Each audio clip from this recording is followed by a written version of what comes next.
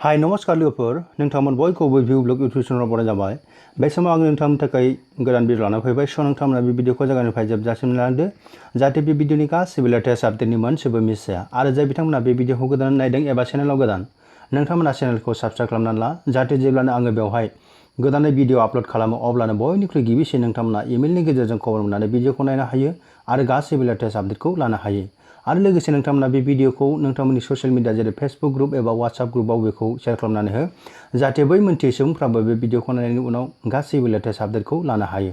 स' लोगोफोर नोंथांमोना बे समाव आंजों लोगोसे नायफानो हागोन। दिनैनि भिडिअआनो जाबाय जे GMCH Assam recruitment 2020 Jorhat medical college and hospital आसामाव जे मा जादों जे माखासे माने भेकेन्सि बेवहाय ओंखारनानै दङ जोङो बेखौ नुनो मोननाय जादों। सेलारिया बेवहाय आप टु 48,000 पार मान्थसिम बेवहाय मोननो हागोन। DEO आरो गुबुन गुबुन रोखोमनि बेवहाय माखासे माने भेकेन्सिफोर दं आरो क्वालिफिकेसना 12 पासबाबो बेवहाय एप्लाइ खालामनो हानायनि गुबुन गुबुन गोबां बेवहाय भेकेन्सिफोर दं आरो बेबायदिनो गोबां गोजौ सोलोंथाइफोरनि थाखायबो बेयाव भेकेन्सि दङ। स' बिदिब्ला जोङो भिडिअनि सिङाव गासैबो डिटेल्स बाथ्राखौ लासै लासै नायलांदिनि नोंथांमोना आंजों लोगोसे बे समाव नायफालांनो हागोन।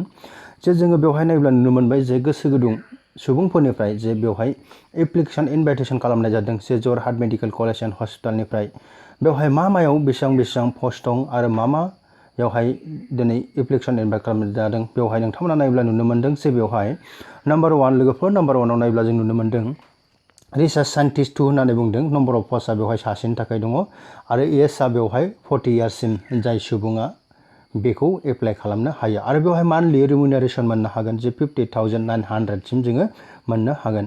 आरो बे जबखौ एप्लाइ खालामनो थाखाय मा क्वालिफिकेसन नांगोन जे बेवहाय PhD होननानै बुंदों। PhD इन भाइर'ल'जि माइक्र'बाय'ल'जि मलेकुलार बाय'ल'जि बाय'केमिस्ट्रि बेबायदिनो लाइफ साइन्स बेफोरावहाय जाय बिथांमोना माने PhD खालामदों बिथांमोनानो बेवहाय एप्लाइ खालामनो हायो। आरो नङाब्ला होननानै बुंदों नङाब्ला मा होननानै बुंदों जे MD MVSC इन बाय'ल'जिब्लाबो बेवहाय एप्लाइ खालामनो हायो। स' दाना नाम्बार 2 लोगोफोर नाम्बार 2 नायोब्ला जोङो बेवहाय नुनो मोनदों जे रिसार्च साइन्टिस्ट 1 होननानै बुंदों। नम्बर अफ पस्टआ बेवहायबो सासे दङ आरो एज बेवहाय जोङो नुनो मोनदों 37 इयार्ससिमनि बैसोनि सुबुङा बेवहाय एप्लाइ खालामनो हागोन। आरो इडुकेसन क्वालिफिकेसनखौ जों नायोब्ला बेवहाय नुनो मोनदों जे बेवहाय MSc होननानै बुंदों MVSC इन बाय'केमिस्ट्रि आरो मलिकुलार बाय'ल'जि आरो माइक्र'बाय'ल'जि MSc इन बाय'टेक्न'लजियाबो बेवहाय एप्लाइ खालामनो हायो। जों बेबादि नुनो मोननाय जादों।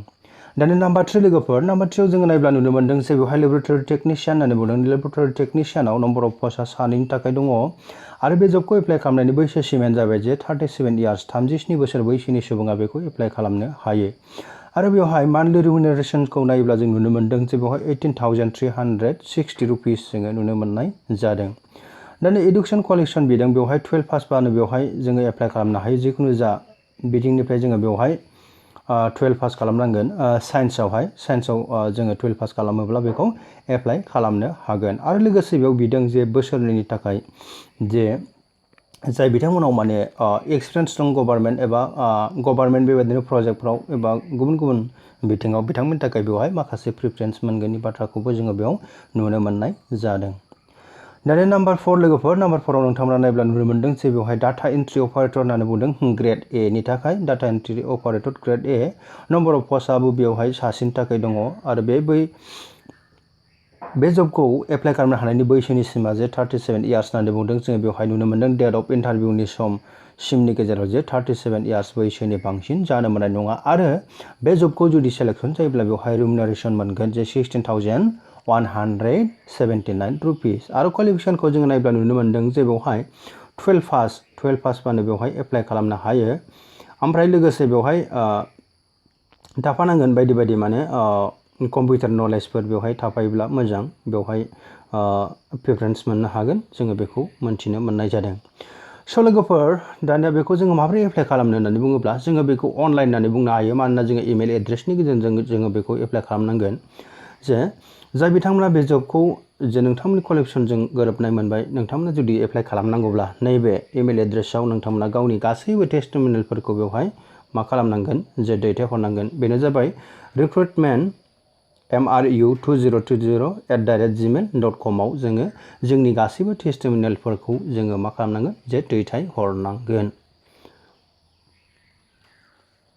स' लोगोफोर जुदि नोंथांमोना बे जबखौ नोंथांमोननि क्वालिफिकेसनजों गोरोबनाय मोनदोंब्ला नोंथांमोना डिटेल्सै जे डिसक्रिप्शन बक्सआव अफिसियेल नटिफिकेशन दं नोंथांमोना बेखौ फराय आरो फरायनानै बेखौ एप्लाइ खालाम आरो लोगोसे नोंथांमोना बेखौ हाजासे मानि नोंथांमोननि ससियेल मिडियाआव बेखौ WhatsApp ग्रुप एबा फेसबुक ग्रुपआव शेयार खालामनानै हो जाहाथे बै मोनथियै सुबुंफ्राबो बे भिडिअखौ नायनायनि उनाव मोनथियो आरो बिथांमोनाबो बे जबखौ एप्लाइ खालामनो हायो। स' लोगोफोर बेयो नोंथांमोननि थाखाय मोनसे फिसा खौरांमोन जुदि नोंथांमोना नायनानै मोजां मोनदोंब्ला बे भिडिअखौ लाइक खालाम, कमेन्ट खालाम, शेयार खालाम। So' thank you for watching this video. Bye bye.